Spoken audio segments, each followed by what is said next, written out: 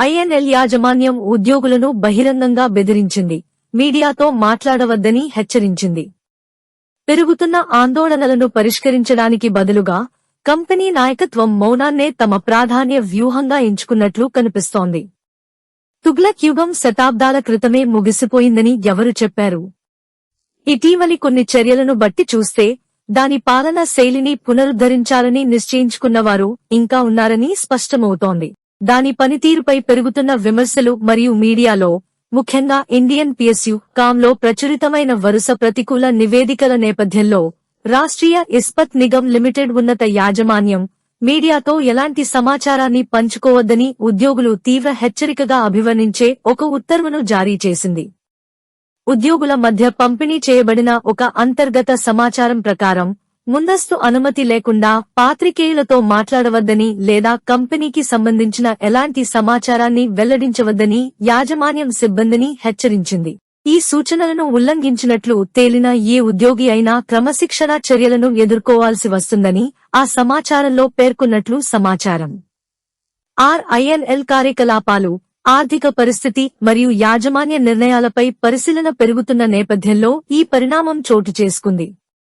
గత కొన్ని వారాలుగా ఈ ప్రభుత్వ రంగ ఉక్కు తయారీ సంస్థ పనితీరుపై ఉద్యోగులు, కార్మిక సంఘాలు మరియు పరిశ్రమ పరిశీలకులు లేవనెత్తిన ఆందోళనలను హైలైట్ చేస్తూ ఇండియన్ PSU కాం వరుస నివేదికలను ప్రచురించింది.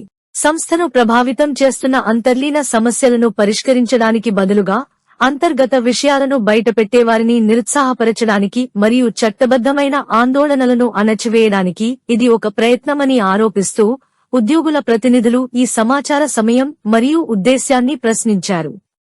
తమ పేర్లు వెల్లడించవద్దనే షరతుపై మాట్లాడిన పలువురు ఉద్యోగులు ఈ ఉత్తర్వు కంపెనీలో భయాందోళన వాతావరణాన్ని సృష్టించిందని అన్నారు.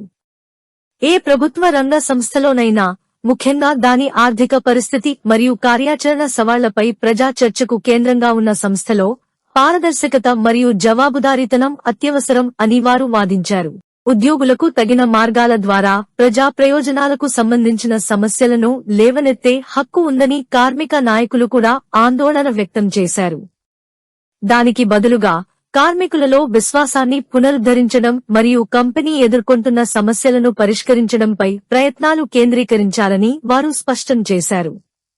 లో కార్యకలాపాల అంతరాయాలు, ఆర్థిక ఒత్తిడి, యాజమాన్య నిర్ణయాలపై విమర్శలు వంటి వరుస ప్రతికూల పరిణామాల నేపథ్యంలో ఈ తాజా ప్రకటన వెలువడింది.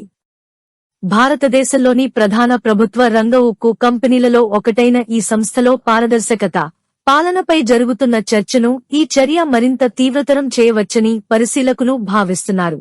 ఇప్పటికే కోపం, అసంతృప్తితో రగిలిపోతున్న కార్యనిర్వాహకులను, కార్మికులను బహిరంగంగా రెచ్చగొట్టడం ద్వారా RIN ఉన్నత యాజమాన్యం అసలు ఏమీ సాధించాలని ప్రయత్నిస్తోంది.